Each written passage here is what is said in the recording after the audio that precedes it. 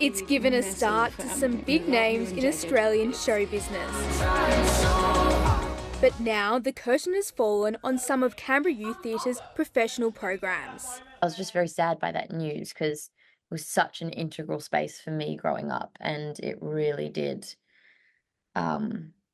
make me into the artist that I am today. I was crushed hearing about Canberra Youth Theatre and the circumstances that they're in at the moment, because it's such an important part of Canberra's ecosystem, particularly for young people who might not have the opportunities to engage in the arts that they might have in bigger cities.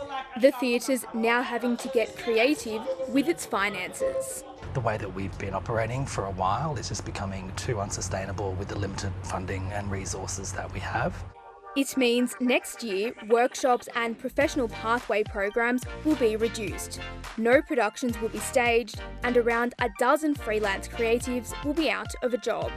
The theatre is calling on the ACT government to double its investment in the company. What the ACT government did in terms of making that statement of ambition about wanting to be an arts capital is brilliant, but it needs to be backed up with the actual adequate investment. And as grateful as we are, it's not enough. In a statement, a government spokesperson said while it was disappointed to hear the Canberra Youth Theatre has made the decision to suspend some of their services next year, it remains committed to increasing funding for arts organisations and centres by 25% in the next term.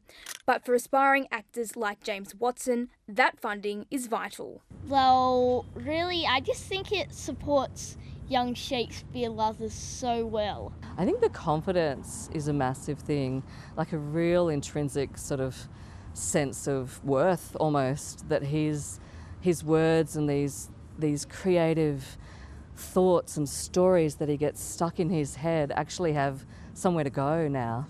Waiting in the wings for good news. Courtney Barrett Peters, ABC News, Canberra.